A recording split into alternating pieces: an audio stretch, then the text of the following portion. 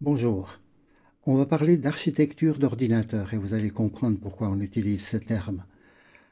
On a vu les bascules, on a vu les portes logiques, ce sont des briques avec lesquelles on peut construire des sous-ensembles, ces systèmes combinatoires et systèmes séquentiels que sont les décodeurs, les registres, les compteurs.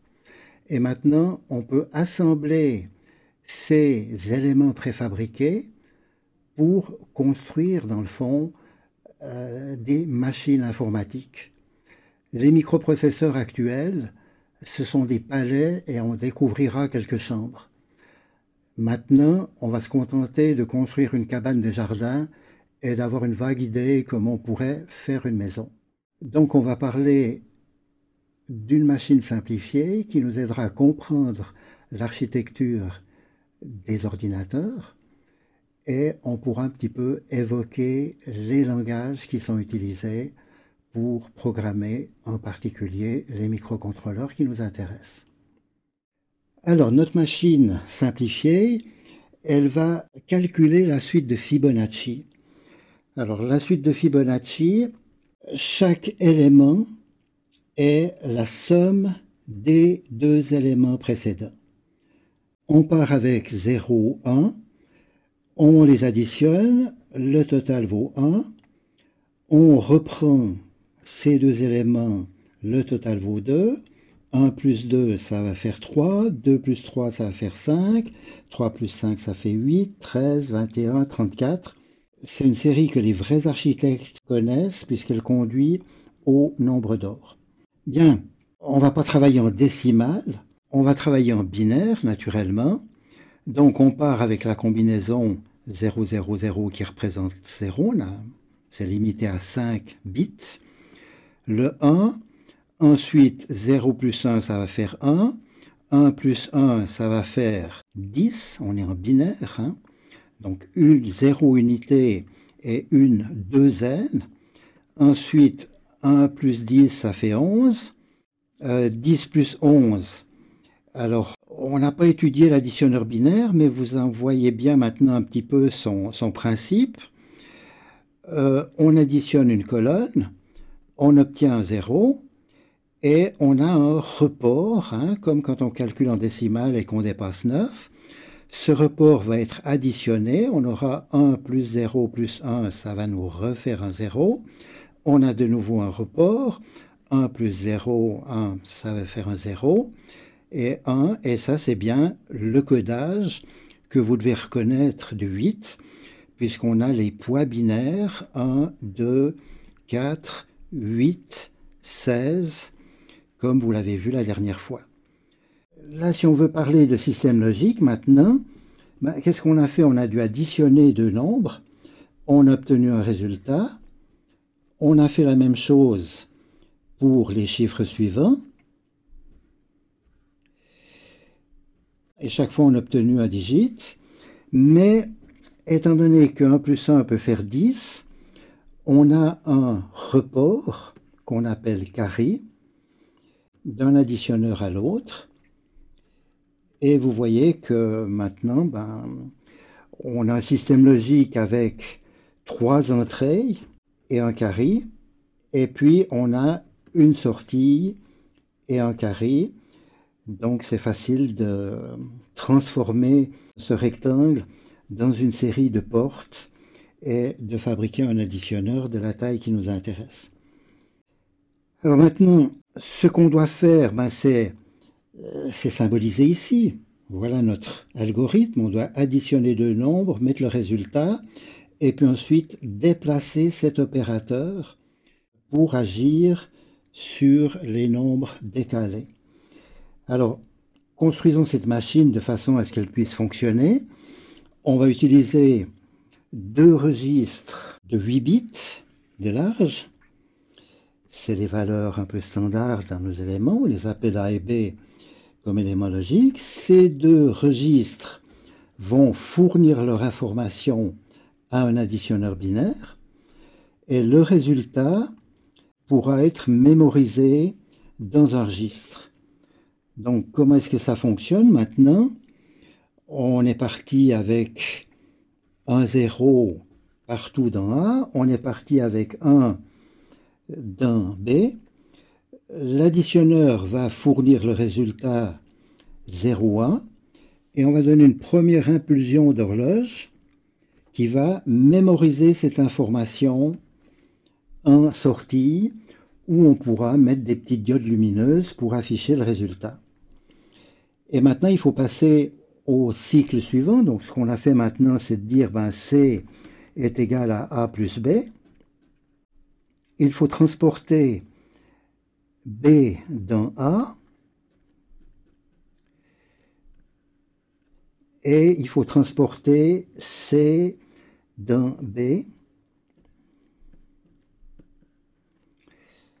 Et là, si vous remarquez le câblage, ça peut se faire simultanément au niveau de cette machine. Et puis ensuite, on va recommencer et on obtiendra les valeurs successives, dans le fond, de cette série, jusqu'à ce qu'il y ait un débordement de capacité, puisqu'ici, le maximum est de 256. Et je vous ai parlé du carry. Cet additionneur 8 bits vous fournit un carry. Si jamais vous vouliez additionner 16 bits, il suffirait de rajouter un module. Ce carry, eh bien, on peut très bien l'utiliser pour stopper la petite machine séquentielle qui va générer les horloges alternativement. Alors maintenant, évidemment, on pourrait dire, voilà, je vais construire une autre machine pour faire les multiples de 2, je vais construire une autre machine. C'est pas tellement ce qu'on voudrait, c'est une machine universelle. Alors cette machine universelle, qu'est-ce qu'elle doit contenir? Elle doit contenir ces registres avec lesquels on va travailler.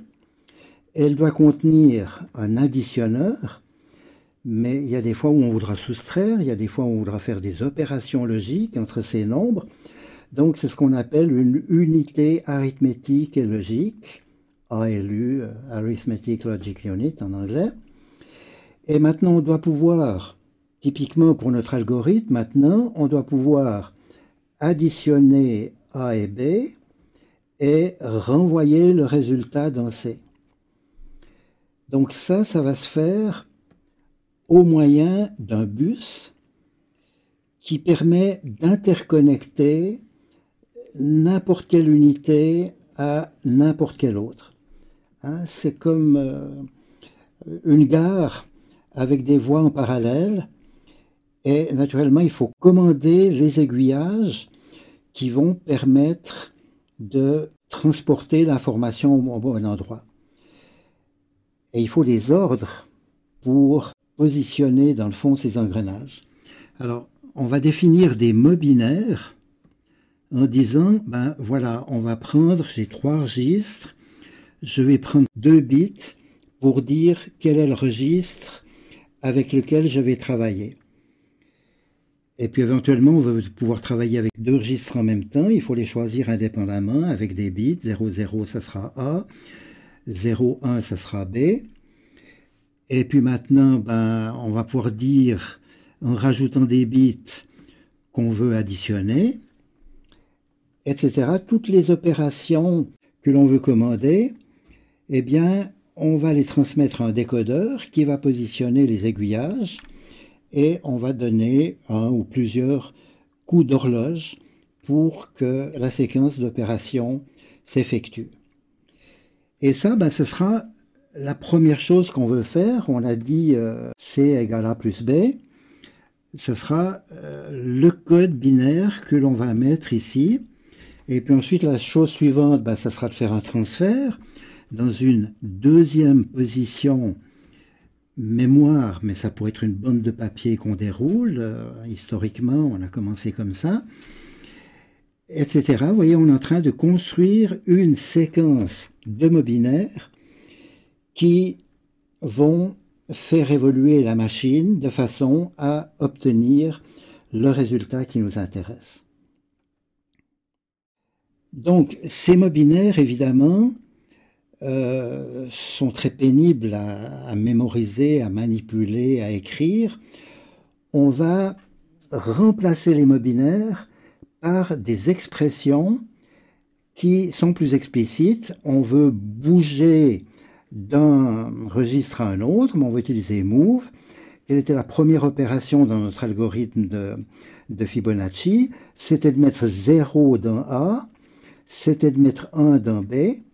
Eh bien, ça nous coûte 2 instructions élémentaires qui seront codées en binaire, mais si on les écrit d'une façon explicite, on peut facilement imaginer un programme qui va faire une petite analyse syntaxique et créer les bits A. Eh bien, on avait vu que c'était 0, 0 à 2 endroits, etc. Alors maintenant, on doit faire l'addition ABC. AB va sur C. Donc, voilà, c'est tout à fait compréhensible. On doit afficher C. Et puis ensuite, on doit déplacer B dans A, C dans B et recommencer. Donc, voilà des instructions qui sont exactement les instructions binaires que l'on met en mémoire, mais on les a écrites de façon lisible. Chaque ligne correspond à un mot binaire et c'est le langage d'assemblage, puisqu'on va assembler des bits dans le fond en fonction des instructions, et on dit plutôt l'assembleur. Alors ce qui nous manque maintenant, c'est de pouvoir communiquer, et plutôt que de mettre des petites LED, on va mettre quelque chose qui viendra assez compliqué pour pouvoir entrer et sortir de l'information dans des formats extrêmement variés. Et c'est ce qu'on étudiera par la suite. Et maintenant, ce qu'il nous faut, c'est pouvoir charger le programme.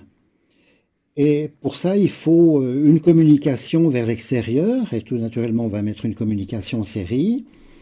Et il nous faut un petit programme parallèle qu'on mettra dans une mémoire indestructible, une mémoire morte, comme on dit, qui va être attentif, qui va gérer ces opérations de remplissage de la mémoire en fonction d'un séquenceur qui, évidemment, est un élément relativement complexe.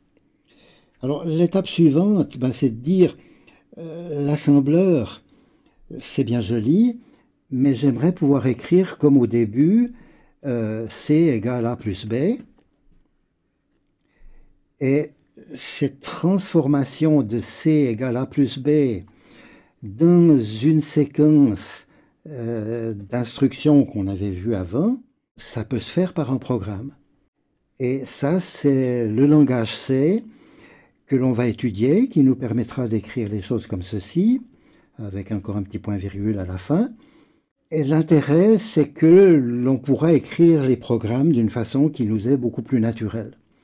Alors tous les langages informatiques, depuis ce binaire, puis l'assembleur, le C, le Java, et il y en a encore beaucoup d'autres derrière, ont été développés pour interagir avec l'homme, programmer vos tablettes graphiques, etc. Nous, ce qui nous intéresse, c'est pas d'interagir avec l'homme, c'est d'interagir avec un dispositif technique que l'on va brancher sur ces entrées-sorties, des capteurs, des actionneurs.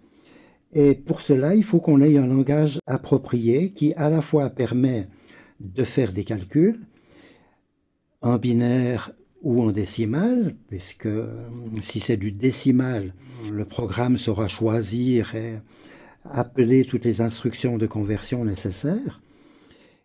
Donc c'est le langage C qui va nous permettre d'écrire ce genre d'expressions, dans lesquelles on pourra aussi penser pour des nombres à leur représentation décimale. Le programme n'aura qu'à faire les transformations nécessaires. Et ces langages se sont beaucoup développés en pensant à l'interaction avec l'homme. Mais ce qui nous intéresse avec les microcontrôleurs, ce n'est pas d'interagir avec une tablette, avec un écran, avec un clavier, c'est d'interagir avec des dispositifs physiques, des capteurs, des moteurs, et c'est le but de ce cours, et c'est le rôle des microcontrôleurs par rapport aux microprocesseurs avec leur mémoire énorme.